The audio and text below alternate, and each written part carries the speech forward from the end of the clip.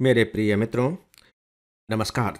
Friends, मैं आज आप सबसे कुछ छोटी-छोटी खबरों के बारे में बातें करने जा रहा हूँ, लेकिन ध्यान रखिएगा कि ये खबरें छोटी-छोटी इस मायने में हैं कि इनका विश्लेषण बड़ा नहीं है।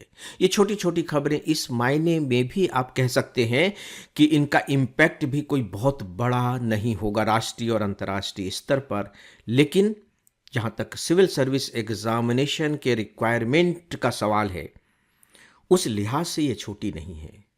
ये सफाई मुझे इसलिए देनी पड़ रही है क्योंकि सामान्यतया लोगों को ये लगने लगता है, जो एस्पेरेंट्स हैं स्पेशली उनको, कि अरे ठीक है, ये तो छोटी छोटी खबरें हैं, इन पर क्या ध्यान देना। और मुझे लगता है दोस्तों कि ये जो छोटी छोटी खबरें हैं, यही वे छोटी छोटी खबरें होती हैं जब आप आंसर लिख रहे होते हैं तो उन्हें सजाने का काम करती हैं और उनमें एक चमक भी ला देती हैं।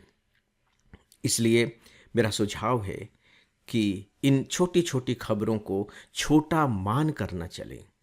ये छोटी इसलिए हैं क्योंकि एनालिसिस के समय ये बहुत ज़्यादा आपका वक्त नहीं लेती हैं, लेकिन सजावट के लिए बहुत महत्वपूर्ण है। और स्पेशली प्री एग्जामिनेशन में जिस तरह के क्वेश्चंस पूछे जाते हैं, वहाँ सही उत्तर तक आप पहुँच सकें, उसमें ये आपके लिए बहुत अधिक मददगार सिद्ध होती हैं। फ्रेंड्स, आपके लिए एक उपयोगी सूचना। मैंने आईएएस की तैयारी के लिए 2 पुस्तकें लिखी हैं। आप आईएएस कैसे बनेंगे, इसी के 2 भाग हैं। यह इंग्लिश में भी है। अब तक इसकी लाखों प्रतियां बिक चुकी हैं। यदि आप अपने आईएएस के लक्ष्य के प्रति सीरियस हैं तो आप इन दोनों पुस्तकों को लाइट हाउस मानकर चलें।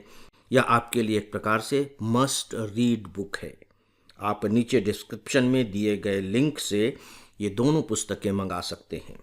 तो दोस्तों, आइए अब शुरुआत करते हैं खबरों से। फ्रेंड्स, पंडवानी की महान गायिका तीजन बाई नहीं रही हैं। ये छत्तीसगढ़ की गायिका थी और छत्तीसगढ़ में ही पंडवानी गाती थी।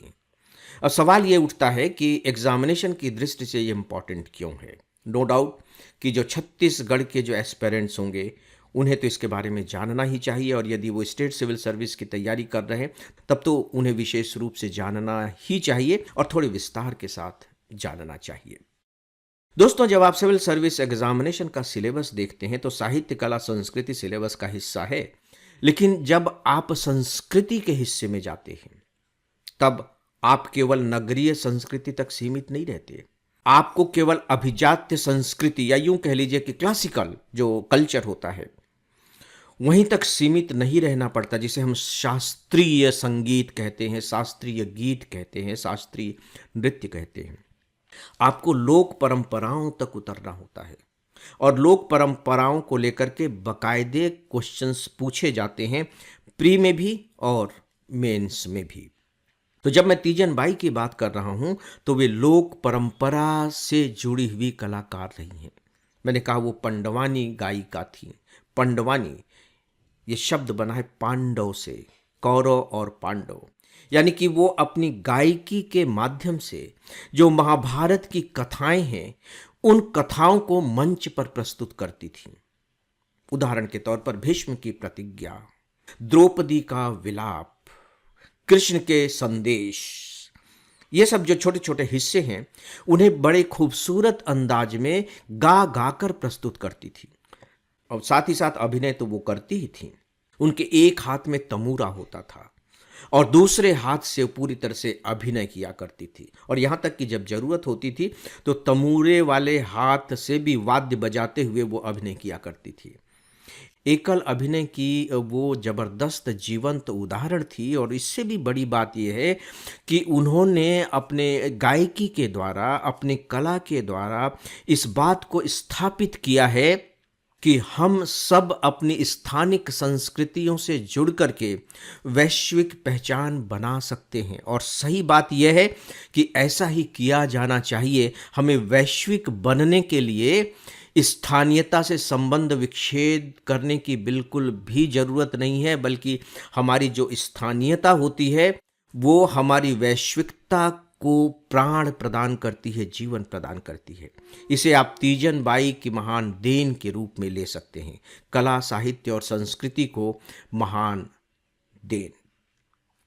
दोस्तों, जो दूसरी खबर है वो पेरू को लेकर है। हो सकता है कि कुछ दिनों पहले अखबारों में आपने एक नाम पढ़ा हो, केइको फुजिमोरी का। केइको फुजिमोरी ये दक्षिणपंथी लीडर हैं और पेरू की पहली महिला राष्ट्रपति चुनी गई हैं। पेरू जो लैटिन अमेरिकी देश है, अभी वर्ल्ड कप का जो फुटबॉल चल रहा है उसमें आप अर्जेंटीना के बारे में सुन रहे हैं, ब्राज़ील के बारे में सुन रहे हैं। पेरू उसी समूह का एक देश है जिसे हम लैटिन अमेरिकी देश कहते हैं। ये जो खबर है अपने आप में कोई बहुत महत्वपूर्ण खबर नहीं कही जा सकती, लेकिन चूंकि वे पेरू की पहली महिला राष्ट्रपति चुनी गई हैं, इसलिए यह खबर हमारे लिए थोड़ी सी महत्वपूर्ण हो जाती है। इसी के साथ ही एक बात और है कि इनके जो पिता अल्बर्टो फुजिमोरी थे, वे भी पेरू के राष्ट्रपति रह चुके हैं। जैसा कि मैंने कहा कि वे दक्षिणपंथी नेता हैं। दोस्तों, जो अगली खबर है वो वेनेजुएला को लेकर है। इस खबर के बारे में भी आपको जानकारी होगी। मैं यहाँ केवल एक रिमाइंडर के रूप में आपके सामने इसे प्रस्तुत कर रहा हूँ। वेनेजुएला, जहाँ जबरदस्त रूप से भूकंप आया, ये भी दक्षिण अमेरिकी देश है, जबरदस्त रूप से भूकंप आया। हालांकि उसकी तीव्रता 7.2 थी और आप जानते हैं कि यदि तीव्रता 7 से ऊपर हुई तो बहुत विनाशकारी सिद्ध होता है, और वेनेजुएला के आए भूकंप ने वहाँ काफ़ी तबाही मचाई है। भारत ने तुरंत वेनेजुएला को आवश्यक सहायता देने की घोषणा की। मैं यहाँ एक बात आपको स्पेशली बताना चाहूँगा कि ये जो भूकंप आया था, इसने सबसे ज़्यादा तबाही तो वेनेजुएला में मचाई क्योंकि वहाँ इसकी तीव्रता सबसे अधिक थी, लेकिन साथ ही साथ वह आसपास के दूसरे देशों में भी आया था, जिनमें जापान है, और जापान में भी इसकी जो तीव्रता थी वो 7.2 की ही थी, लेकिन जापान में ये तबाही नहीं मचा सका। उसका कारण है जापान की अपनी टेक्नोलॉजी। जापान ने अपने यहाँ इस तरह के ही भवन बनाए हुए हैं जो भूकंप के झटकों को बर्दाश्त कर लेते हैं, यानी कि उन मकानों में अपना लचीलापन मौजूद है, और इसीलिए जापान इससे बच सका है। और जापान, आपको मालूम भी होगा कि एक प्रकार से अर्थक्वेक प्रोन नेशन भी है। इसका मतलब ये हुआ कि यदि हम इस तरह की टेक्नोलॉजी पर ध्यान दें तो बहुत कुछ भूकंप की तबाही से अपने आप को बचा सकते हैं। और ये कहने की मुझे ज़रूरत नहीं है कि भारत भी भूकंप के झटके झेलता रहता है, और ख़ासकर हिमालयन रेंज में हमारे कई क्षेत्र भूकंप प्रोन एरिया हैं, और जब उनमें बहुत तीव्रता का भूकंप आता है तो वे तबाही भी मचाती हैं। तो आपके लिए एक पॉइंट हो सकता है जापान के उदाहरण के रूप में कि हमें भूकंप रोधी मकान बनाने के बारे में सोचना चाहिए। फिलीपींस में भी भूकंप आया, न्यू गिनी में भी आया और अमेरिका में भी आया, लेकिन यहाँ इनके झटके इतने तीव्र नहीं थे। तो दोस्तों, ये खबर थी वेनेजुएला की। अगली खबर है दोस्तों बांग्लादेश की, और एग्जामिनेशन की दृष्टि से, प्री और मेंस दोनों दृष्टि से ये बहुत इंपॉर्टेंट खबर है, और इस खबर का संबंध मंगला पोर्ट से है। मंगला पोर्ट यानी कि मंगला बंदरगाह। ये जो बंदरगाह है बांग्लादेश का इकोनॉमिक जोन है बागेर हाट, और 110 एकड़ जमीन पर मंगला पोर्ट को डेवलप किया जा रहा है। दोस्तों, इससे पहले बांग्लादेश ने इस पोर्ट को डेवलप करने की जिम्मेदारी भारत को दी थी सन 2015 में, लेकिन अब आपको मालूम है कि बांग्लादेश में सत्ता बदल चुकी है, और अब इस पोर्ट को डेवलप करने की जिम्मेदारी वहाँ की सरकार ने चीन को दे दिया है। मैंने कहा कि चीन को दे दिया है, तो मुझे लगता है कि आपके दिमाग में कोई बात जरूर क्लिक की होगी। हमारा जो कंसर्न, हमारी जो चिंता है, वह इस बात को लेकर के नहीं है कि वो हमसे वापस ले लिया गया। वो चिंता तो है ही, लेकिन उतनी ज़्यादा चिंता नहीं है। हमारी जो सबसे बड़ी चिंता है वो इस बात को लेकर के है कि इसे चीन को दे दिया गया है, और ये जो पोर्ट है ये हमारे यहाँ की सीमा से लगभग केवल 80 किलोमीटर की दूरी पर है।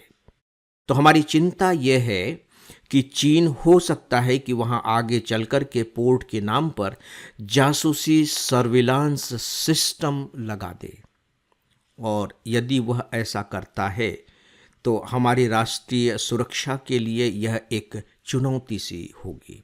इनफैक्ट सच पूछिए तो इसी कारण यह जो खबर है अपने आप में थोड़ी सी महत्वपूर्ण हो जाती है। दोस्तों, नेशनल सिक्योरिटी आपके सिविल सर्विस सिलेबस का हिस्सा है और साथ ही साथ भारत और चीन के संबंध भी उसी का हिस्सा है, और भारत और बांग्लादेश के जो संबंध हैं वह भी आपके सिलेबस का एक इम्पॉर्टेंट पार्ट है। यानी कि यह जो खबर है ये एक साथ आपके 3 टॉपिक को कवर कर रहा है: भारत चीन संबंध, भारत बांग्लादेश संबंध और भारत की राष्ट्रीय सुरक्षा। इस दृष्टि से आप इस खबर के माध्यम से अपने इन तीनों टॉपिक को अपडेट कर लें। दोस्तों, तो खबरों के बारे में बस इतना ही, और इसी के साथ ही आज के इस डेली ऑडियो लेक्चर को अब यहीं समाप्त करता हूं। नमस्कार।